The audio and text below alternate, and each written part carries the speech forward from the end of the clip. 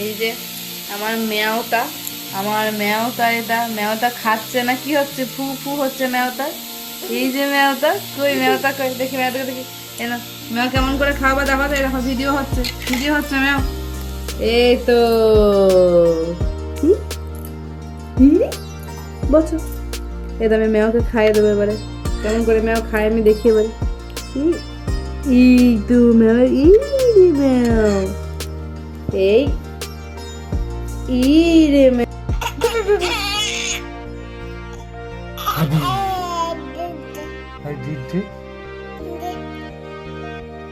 Good morning friends, কেমন আছো তোমরা সবাই? আমার চ্যানেলে তোমাদেরকে স্বাগত জানাই। আমার ভিডিওটি আজ যদি কেউ প্রথম দেখে থাকো তবে অবশ্যই আমার চ্যানেলটি সাবস্ক্রাইব করে নিও আর লাইক করতে যেন ভুলো না। তোমাদের একটা সাবস্ক্রাইব এবং লাইক আমাকে পরবর্তী ভিডিও বানাতে সাহস যোগাবে। আজকের দিনটা আমি কিভাবে কাটালাম সেটাই আমি তোমাদের সাথে শেয়ার করব। তো সকালবেলা উঠে তোমার দাদার অ্যাকোয়ারিয়ামটা পরিষ্কার করতে বসেছে, কারণ পুরো শীতকাল ভর মাছগুলো মরে যাওয়ার ভয়ে কোনো রকম জল পরিবর্তন করা হয়নি। খুব বেশি মাছ এখন নেই অ্যাকোয়ারিয়ামটায়, অনেক মাছ মারা গেছে আগে।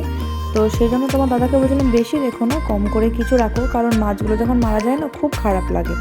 আর ওই যে ছোট ছোট মাছগুলো দেখতে পাচ্ছ সেগুলো হচ্ছে গাপ্পি, আর পিঙ্ক কালারের যে ফিশগুলো আছে সেগুলো হচ্ছে উইডো টেট্রা।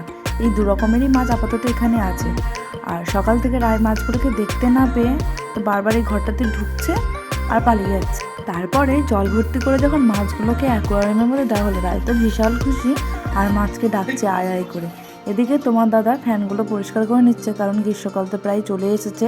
ফ্যানগুলো পরিষ্কার না করলে ফ্যানের মধ্যে যে নোংরাগুলো সব এখন চালালে সব গায়েব পড়বে। আর এদিকে আমি ডাইনিং টেবিলটা পরিষ্কার করে নিচ্ছি, কারণ নেক্সটটার এক্সাম চলছিল এতদিন। কাল স্যাটারডে ছিল, কাল করে এক্সাম শেষ হয়ে গেছে, আজকে হচ্ছে সানডে। তাই আমি ওই দিকটা একটু পরিষ্কার করে নিলাম। আর এদিকে মেশিনে কাচাকুচিগুলোও করতে দিয়ে দিয়েছি। এদিকে এগুলো হতে থাকুক, এরপর আমি টিফিনটা বানিয়ে ফেলবো। আর বাবা গেছে সবজির বাজার করতে, সবজির বাজার থেকে এলে আমি এরপরে রান্না শুরু করে দেবো। আলুগুলো নিয়ে এসেছি, এত নোংরা আলুগুলো যে আমি আর ফ্রিজের ওই নিচের যে স্টোরেজ জায়গাটা থাকে সেটার মধ্যে ঢুকালাম না। ভাবলাম আগে একটু আলুগুলো ধুয়ে রেখে নেবো, কারণ এইভাবে যদি আলুগুলো রেখে দিই না, পরে যখন রান্না করবো আমার প্রচণ্ড অসুবিধা হয়। বালি বালি আলু না আমার ওই বটিতে কাটতে একদমই ভালো লাগে না। তাই আলুগুলো ভালো করে জল দিয়ে ধুয়ে নেবো, ধুয়ে একটা ঝুড়ির মধ্যে জলটা ঝরতে দিয়ে নেবো।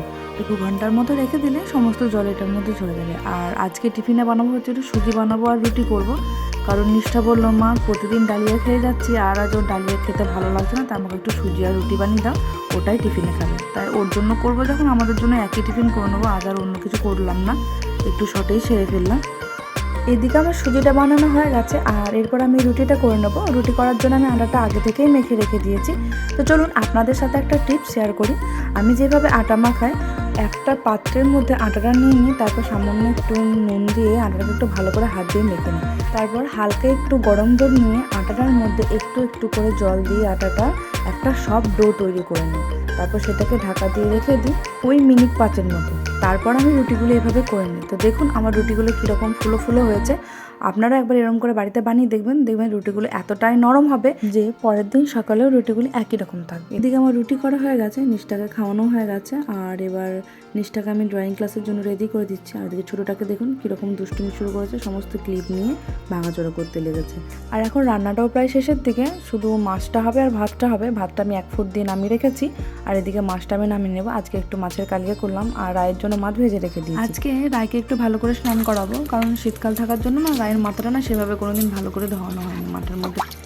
রাই, তুমি কি করছো সোনা? কি করছো? ভালো লাগছে তো? তুই গামলায় ফেলে দিবি তো মনে হচ্ছে। আচ্ছা মাখাচ্ছি।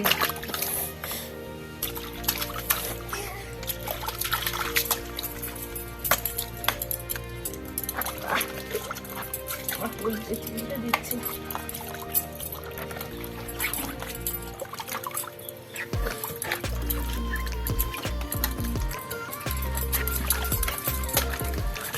আমি ফেলে যাচ্ছি তো। মিস এই কালারটা দিয়েছে, এটার উপরে দুবার করে হোয়াইট আর ব্রাউন দিয়েছে। আর মিস বলেছে একটা ব্ল্যাক জেল পেন কিনতে, যাতে এই বর্ডার যেগুলো ব্রাউন দিয়ে করেছি ওইগুলো ওই ব্ল্যাক জেল পেন দিয়ে বর্ডার দিতে হবে, তাহলে এটা আরো ভালো লাগবে। আচ্ছা ঠিক আছে। ড্রয়িং ক্লাস থেকে ফিরে এসেছে, ফিরে এসে আলুগুলো এখন ওটার মধ্যে গুছিয়ে গুছিয়ে রাখছে। ও যতক্ষণ পারে বাড়িতে থাকলে আমাকে কিন্তু হেল্প করার চেষ্টা করে। আর এদিকে আমাদের খাওয়া দাওয়া মোটামুটি সব কমপ্লিট। রায়ের খাওয়া দাওয়ার পর রায়ের তখন ফুল এনার্জিতে ভর্তি, ও এখন নিজেও ঘুমাবে না আর আমাদের কাউকে ঘুমাতে দেবে না। আজকে সারাদিনটা আমার 2 মেয়েকে নিয়ে, আমার পরিবারকে নিয়ে এভাবেই কাটালাম। আপনারা কে কীরমভাবে কাটালেন আমাকে অবশ্যই কমেন্ট করে জানাবেন। আজকের ভিডিওটা আমি এখানেই শেষ করলাম। আপনাদের সাথে আবার দেখা হবে নতুন একটি কোনো ব্লগে। ভালো থাকবেন, সুস্থ থাকবেন আর সবার নিজের নিজের যত্ন নেবেন, কারণ আপনি যদি সুস্থ না থাকেন আপনি আপনার নিজের পরিবারের কাউকে সুস্থ রাখতে পারবেন না।